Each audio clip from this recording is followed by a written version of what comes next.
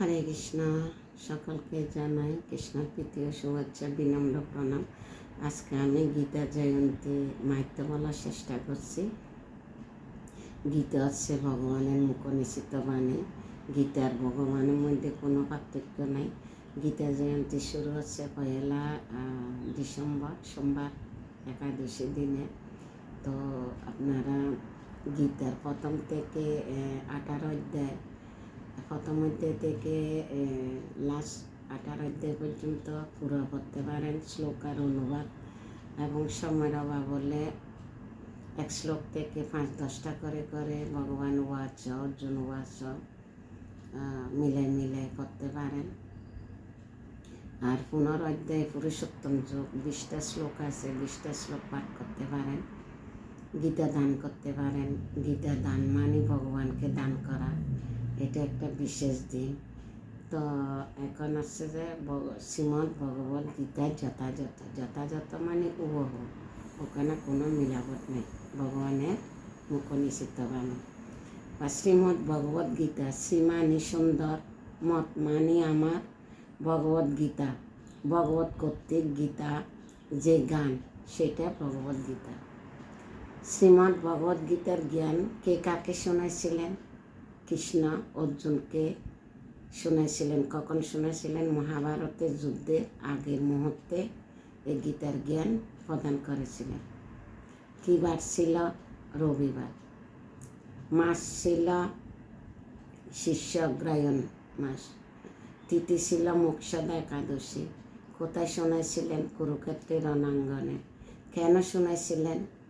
অর্জুন উদ্দেশ্য এবং লক্ষ্য থেকে ভ্রষ্ট হয়েছে, তাই অর্জুনকে সঠিক পথে নিয়ে আসার জন্য কৃষ্ণ এই গীতার জ্ঞান প্রদান করেছিলেন। গীতায় কতটা শ্লোক আছে? 700। কৃষ্ণের কতটা বলছে? 574টা। অর্জুনে কতটা বলছে? 85টা। সঞ্জয় বলছে 40টা। ধৃতরাষ্ট্র বলছে 1টা। ধর্মক্ষেত্রে কুরুক্ষেত্রে সমাবেতা যুযুৎসব মামকা পাণ্ডবাচব কিং অকুর্বত সঞ্জয়। প্রথমত ধৃতরাষ্ট্রকে দিয়ে কেন শুরু করা হয়েছে? কেন কি ধৃতরাষ্ট্রের কাছে প্রশ্ন ছিল।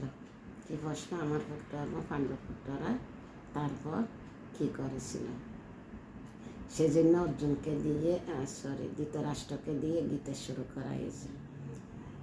গীতা কয়টি বিষয় বা কয়টি তত্ত্ব দিয়ে আলোচনা করা হয়েছে? 5টি তত্ত্ব। কী কী? পরমেশ্বর ভগবান, জীব, প্রকৃতি, কর্ম, কাল।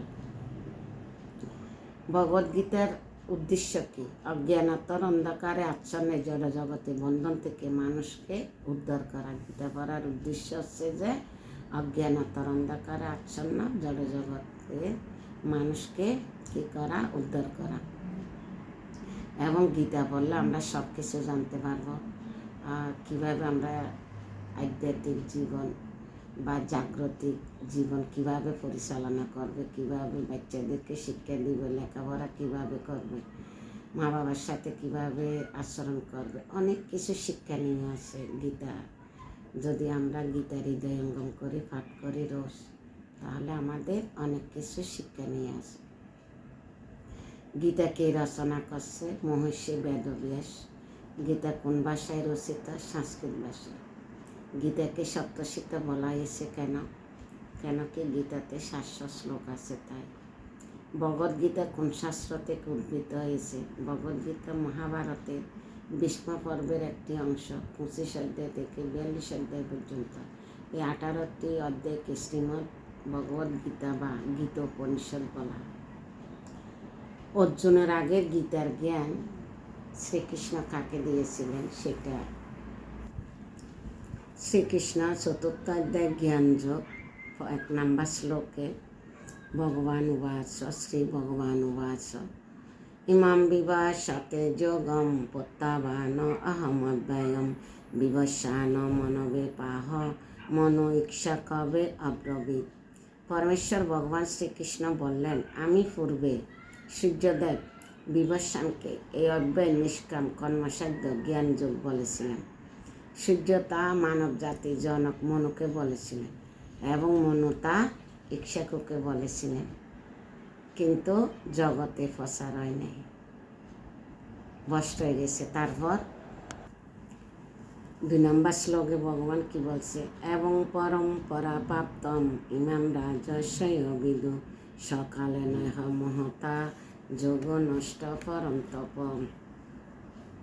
এভাবে পরম্পরার মাধ্যমে প্রাপ্ত এই পরম বিজ্ঞান রাজস্বীরা লাভ করেছিলেন, কিন্তু কালের প্রভাবে পরম্পরা ছিন্ন হয়েছিল এবং তাই সেই যোগ নষ্ট প্রায় হয়েছে। এই যে সূর্যদেব কাকে দিয়েছিল? মনুকে দিয়েছে, মনু ইক্ষ্বাকুকে দিয়েছিল, কিন্তু ভ্রষ্ট হয়ে গেছে, জগতে প্রচার হয়নি। তার কারণে কৃষ্ণ অর্জুনকে কুরুক্ষেত্রের রণাঙ্গনে গীতার জ্ঞান দিচ্ছে। কেন দিচ্ছে? আমাদেরকে শিক্ষা দেওয়ার জন্য। কৃষ্ণ অর্জুনকে তো হস্তিনাপুরে কোনো এক জায়গায় বসে দিতে পারত, কিন্তু কুরুক্ষেত্রের রণাঙ্গনে কেন দিছে? জগৎকে শিক্ষা দেওয়ার জন্য। এখন 3 নম্বর শ্লোকে ভগবান সয়বয়ময়তে অদ্য যোগপত্তা পুরাতন ভক্ত সীমে সকা স ইতিরস্যমিয়ত উত্তম। সেই সনাতন যোগ আজ আমি তোমাকে বললাম, কারণ তুমি আমার ভক্ত সখা এবং তাই তুমি এই বিজ্ঞানের অতি গূঢ় রহস্য হৃদয়ঙ্গম করতে পারবে। তো ভগবানের ভক্তকে অর্জুন। এবার অর্জুন প্রশ্ন করতেছে 4 নম্বর শ্লোকে, অর্জুন উবাচ অপরম ভবত জন্ম পরম জন্ম বিভাস্যত ক্ষতমেতদ বিজানীয় তোম তোম আদ প্রত্যাবান ইতি। অর্জুন বললেন, সূর্যদেব বিভীষণের জন্ম হয়েছিল তোমার অনেক পূর্বে। তুমি যে পুরাকালে তাকে জ্ঞান উপদেশ করেছিলে তা আমি কেমন করে বুঝব? এখন ভগবান উত্তর দিচ্ছে, শ্রী ভগবান উবাচ শ্লোক 5 বহুনি মে ব্যতীতানি জন্মানি তব অর্জুন তানি অহম বেত সর্বাণি নতম বেত পরম তপ। পরমেশ্বর ভগবান বললেন, এই পরম তপ অর্জুন, আমারও তোমার বহু জন্ম অতীত হয়েছে। আমি সেই সমস্ত জন্মের কথা স্মরণ করতে পারি, কিন্তু তুমি পারো না। ভগবান আর অর্জুন যতবার ভগবান আসে এতবার অর্জুন আসে, কিন্তু ভগবানের মনে থাকে, অর্জুনের মনে থাকে না। 6 নম্বর শ্লোকে ভগবান কি বলছে, অজপি সনব্যয় আত্মা ভূতানাম ঈশ্বর পিশান প্রকৃতিম সামুদিষ্টায় সম্ভাবামি আত্মামায়ায়ম। যদিও আমি জন্মরহিত এবং আমার চিন্ময় দেহ অব্যয়, এবং যদিও আমি সর্বভূতের ঈশ্বর, তবু আমার অন্তরঙ্গা শক্তিকে আশ্রয় করে আমি আমার আদি চিন্ময় রূপে যুগে যুগে অবতীর্ণ হই। কেন হই? ভগবান বলছে যদা যদা শ্লোক 7 যদা যদা ই ধর্মস্য গ্লানির্ভবতি ভারত অদ্ভুতানাম অধর্মস্য তদাত্মানাম সৃজাম্যহম। এ ভারত, যখনই ধর্মের অধপতন হয় এবং অধর্মের অদ্ভুততা নয়, তখন আমি নিজেকে প্রকাশ করে অবতীর্ণ হই। কেন হই? পরিত্রাণায় সাধুনাম বিনাশায় সদুষ্কৃতম ধর্ম সংস্থাপনায় সম্ভাবামি যুগে যুগে। সাধুদের রক্ষা করার জন্য, দুষ্কৃতিকারীদের দমন করার জন্য এবং ধর্ম সংস্থাপনের জন্য ভগবান যুগে যুগে অবতীর্ণ হয়। এটা ভগবান কোনো ভক্তের দিয়েও এই কার্যটা করতে পারে। কেন? ভগবান ভক্তির সাথে লীলা করার জন্য, বীর রস আস্বাদন করার জন্য, বাৎসল্য রস আস্বাদন করার জন্য, মাধুর্য রস আস্বাদন করার জন্য, গোপীদের সাথে লীলা করার জন্য এই জগতে আসছে। 9 নম্বর জন্ম কর্ম চ মে দিব্যম এবং যো ব্যক্তি তত্ত্বতঃ ত্যক্তদেহং পুনর্জন্ম নয়তি মামেতি সহ অর্জুন। এই অর্জুন, যিনি আমার এই প্রকার দিব্য জন্ম কর্ম যথাযথভাবে জানেন, তাকে আর দেহ ত্যাগ করার পর পুনরায় জন্মগ্রহণ করতে হয় না, তিনি আমার নিত্যধাম লাভ করেন।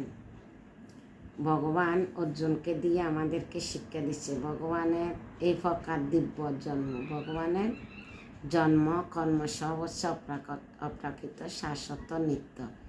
তো যথাযথভাবে যদি জানে, তাকে দেহ ত্যাগ করার পর পুনরায় জন্মগ্রহণ করতে হবে না। কোথায়? তিনি আমার নিত্যধাম লাভ করবেন। তো এইভাবে 16 পর্যন্ত শ্লোকের উপদেশ দিছে। তো আমি ভিডিও বড় হয়ে যাচ্ছে, আপনারা পড়ে নেবেন, বুঝে নেবেন। আর গীতা জয়ন্তীর দিন অবশ্যই গীতা পড়বেন, গীতাকে আরতি করবেন। ভগবানকে যেরকম আরতি করেন এরকম গীতাকে আলেকভাবে রাখি আরতি করবেন এবং ফ্রুট প্রসাদ বা যে কোনো ব্যঞ্জন বানায় গীতাকে নিবেদন করতে পারেন। ঠিক আছে, হরে কৃষ্ণ। সবাইকে অসংখ্য অসংখ্য ধন্যবাদ। লাইভে সবাই ক্লাসে থাকেন এবং ভিডিও দিলে ভিডিওতে থাকেন। আমার সাথে 6,000 পরিবার যুক্ত হয়েছে, এতে আমার আনন্দ লাগতেছে বা শক্তি পাচ্ছি এই আনন্দেতে। তো আপনারা ভিডিওগুলো শেয়ার করবেন, শেয়ারের মাধ্যমে অন্যরা জানতে পারবে। একটা শব্দ যদি জানতে পারে এটাই আপনার লাভ। লাভ বলতে আপনার প্রসার, আপনার জীবন সার্থক, আমার জীবন সার্থক। হরে কৃষ্ণ, সবাইকে।